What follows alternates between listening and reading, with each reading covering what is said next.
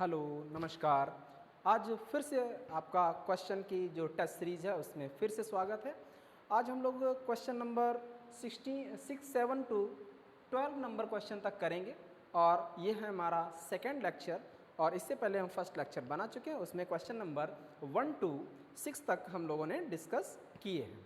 तो आज फिर से हम लोग देखते हैं, क्या देखते हैं, क्वेश्चन की जो सीरीज़ है उसमें आगे।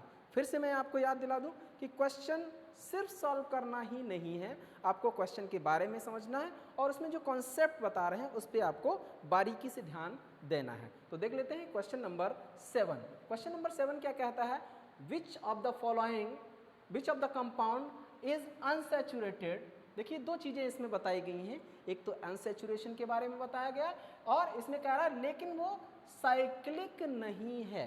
देखिए साइक्लिक नहीं है और अनसैचुरेटेड है।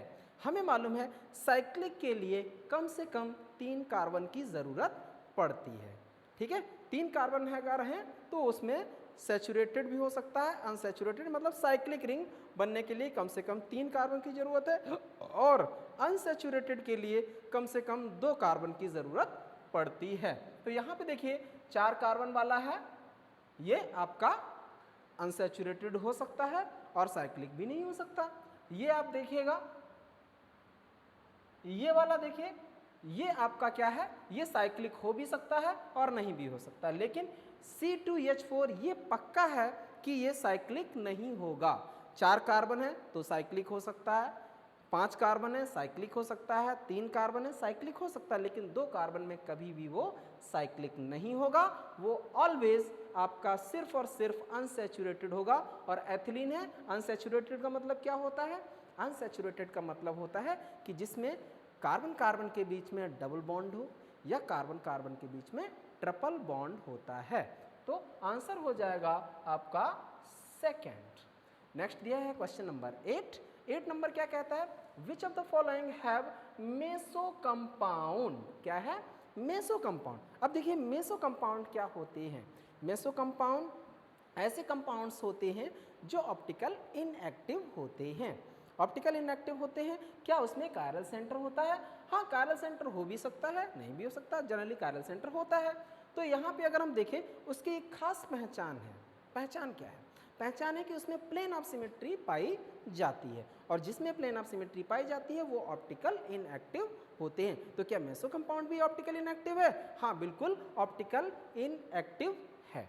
देखिएगा तो यहाँ पे मेसो कंपाउंड, यहाँ पे क्या प्लेन ऑफ सिमेट्री है? नहीं। अगर आप यहाँ से इसको कट करें तो इधर डबल बॉन्ड आएगा, इधर नहीं आएगा, इसका मतलब है इसमें प्लेन ऑफ सिमेट्री नहीं है। इसमें देखें, इसको यहाँ से कट करें तो एक तरफ CH3 एक तरफ OH, इसमें भी प्लेन ऑफ सिमेट्री नहीं है। इसको अगर हम कट करें तो यहाँ से कट कर सकते हैं, इधर से कट कर सकते हैं, यहाँ से कर सकते हैं, लेकिन कहीं से भी प्लेन ऑफ सिमेट्री नहीं दिख रही है। ये सिमेट्री क्या होती है कि कोई भी हम इमेजिनरी प्लेन पास कराएं किसी भी कंपाउंड से किसी भी जगह से और वो 2 इक्वल हाफ्स में डिवाइड कर दे। क्या क्या क्या, हाँ बिल्कुल, कि कोई इमेजिनरी प्लेन हम पास कराएं और वो किसी भी ऑब्जेक्ट को, किसी भी कंपाउंड को, किसी भी फॉर्मूले को 2 इक्वल हाफ्स में डिवाइड करता है, तो ऐसे को हम कहते हैं कि उसमें प्लेन ऑफ सिमेट्री आपकी प्रेजेंट है। ओके, तो देख लेते हैं यहाँ पे, अगर आप यहाँ से इसको कट करना चाहें तो पूरा का पूरा आपका सिमेट्रिकल अरेंजमेंट हो जाएगा।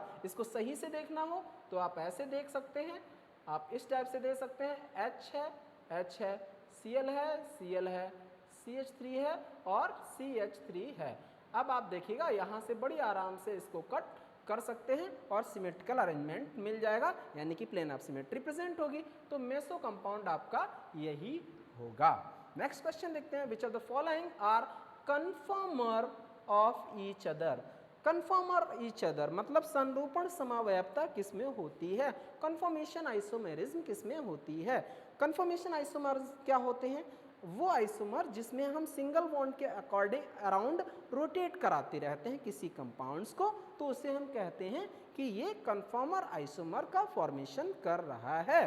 तो देखिएगा यहाँ पे और यहाँ पे अगर आप देखें तो ये क्या है, ब्यूटेन है और ब्यूटेन का ये कन्फर्मेशन हो रहा है। यहाँ पे अभी गॉची कन्फर्मर है और यहाँ पे स्टैगर्ड कन्फर्मर है। तो ये सिंगल बॉन्ड के अराउंड रोटेट कर रहा है, ये न्यूमैन प्रोजेक्शन फॉर्मूला है।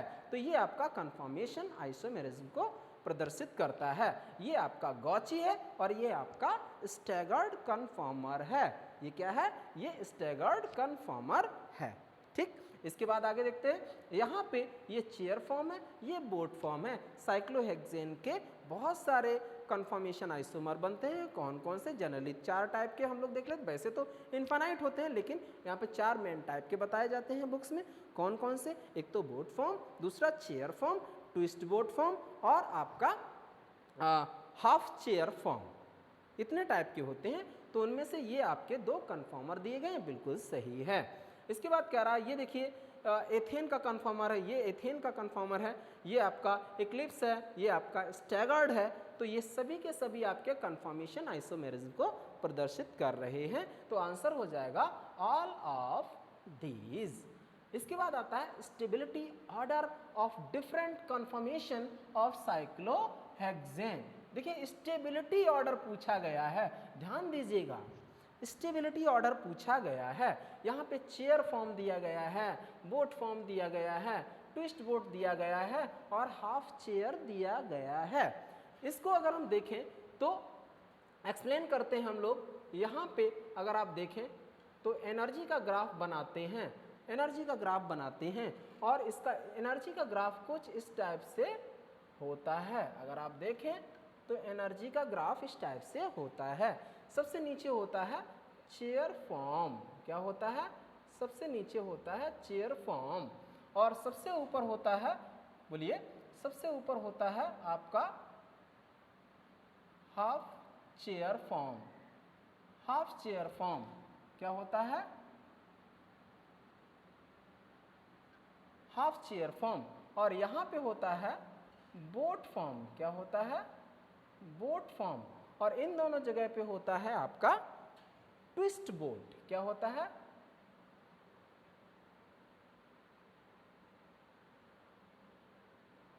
Twist boat. तो इन दोनों जगह पे ट्विस्ट बोट। तो अगर हम यहाँ पे एनर्जी के अकॉर्डिंग देखें, एनर्जी के अकॉर्डिंग तो सबसे ज़्यादा एनर्जी किसके पास है? हाफ चेयर के पास है। सबसे ज़्यादा एनर्जी किसके पास है? हाफ चेयर के पास है। और सबसे कम एनर्जी किसके पास है? सबसे कम एनर्जी है आपके चेयर फॉर्म के पास। उससे कम, देखो सबसे ज़्यादा एनर्जी किसके पास है? Half chair. उससे कम बोट, उससे कम ट्विस्ट बोट, उससे कम चेयर फॉर्म। तो चेयर फॉर्म सबसे ज़्यादा स्टेबल। सबसे ज़्यादा स्टेबल कौन होगी? चेयर फॉर्म, मतलब फर्स्ट नंबर। सबसे ज़्यादा स्टेबल होगा फर्स्ट नंबर। उससे थोड़ा कम स्टेबल होगा ट्विस्ट बोट। ट्विस्ट बोट का मतलब third number, first third, first third. ठीक है। इसके बाद देखें उससे ज़्यादा होगा बोट फॉर्म। बोट फॉर्म कहाँ पे दिया गया है? बोट फॉर्म दिया गया है सेकेंड नंबर पे, यानी कि first third second, first third second. हाँ, तो ये आंसर आपका हो जाएगा, ये आपका आंसर हो जाएगा। एनर्जी जिसकी ज़्यादा स्टेबिलिटी उसकी कम, एनर्जी जिसकी कम स्टेबिलिटी उसकी ज़्यादा होती है। ये हम लोगों का बेसिक कॉन्सेप्ट है। इसके बाद अगर हम देखें minimum pKa value, pKa value क्या निर्धारित करता है? pKa वैल्यू किसी भी एसिड की एसिडिटी को बताता है। क्या क्या क्या? दोबारा बोलिए। हाँ, pKa वैल्यू किसी भी एसिड की एसिडिक स्ट्रेंथ के बारे में जानकारी देता है। ये किसके बराबर होता है? माइनस लॉग ऑफ Ka के बराबर होता है। इसका मतलब क्या है कि अगर pKa इंक्रीज करेगा तो उसकी एसिडिटी क्या करेगी? अगर pKa वैल्यू कम होगा तो एसिडिटी ज़्यादा होगी, pKa वैल्यू इंक्रीज करेगा तो एसिडिटी कम होगी। मतलब कि pKa वैल्यू एसिडिक स्ट्रेंथ के बारे में जानकारी देता है। एसिडिक स्ट्रेंथ कम, pKa वैल्यू ज़्यादा, pKa वैल्यू कम, एसिडिक स्ट्रेंथ ज़्यादा। तो एसिडिक स्ट्रेंथ निर्धारित करने के लिए यहाँ पे जो दिया गया है वो Cl दिया गया, Cl दिया गया, Cl दिया गया, Cl दिया गया। इसका मतलब है कि एसिडिटी को हम क्वालिटेटिवली एनालिसिस कर सकते हैं। कैसे बताएंगे? जहाँ पे निगेटिव आई इफेक्ट ज़्यादा स्ट्रांग होगा, ज़्यादा होगा, वहाँ पे एसिडिक स्ट्रेंथ ज़्यादा होगी और उसका pKa वैल्यू भी सबसे कम होगा। और इन्होंने कहा है मिनिमम pKa किसका है? मतलब ये कहना चाहते हैं कि एसिडिक स्ट्रेंथ सबसे ज़्यादा किसकी होगी? तो देखिएगा यहाँ पे माइनस आई इफेक्ट अकेला Cl है, अकेला Cl है, 2 Cl है और 3 Cl है। देखिए 3 जब Cl आ जाते हैं तो माइनस आई इफेक्ट बहुत ही ज़्यादा बढ़ जाता है और इसका एसिडिक स्ट्रेंथ भी बहुत ज़्यादा होगा, इन सबसे ज़्यादा होगा, तो इसका pK वैल्यू बहुत ही कम होगा, मतलब इनमें से मिनिमम होगा। So answer is 4th। Next question देखते हैं, correct order of the acidic strength. देखिए फिर से यहाँ पे इन्होंने बोला है एसिडिक स्ट्रेंथ को आप बतलाइए। तो एसिडिक स्ट्रेंथ किस पे डिपेंड करता है? एसिडिक स्ट्रेंथ डिपेंड करता है माइनस आई पे, एसिडिक स्ट्रेंथ डिपेंड करता है माइनस आर पे, एसिडिक स्ट्रेंथ डिपेंड करता है प्लस आई पे, एसिडिक स्ट्रेंथ डिपेंड करता है प्लस आर पे। प्लस आर और प्लस आई एसिडिक स्ट्रेंथ को डिक्रीज करते हैं, minus R minus I acidic strength को इंक्रीज करते हैं। यहाँ पे देखिए NO2 एंटी में है, एलाइन में है, तो यहाँ पे NO2 है, यहाँ पे NO2 और यहाँ पे NO2 नहीं है। NO2 क्या करता है?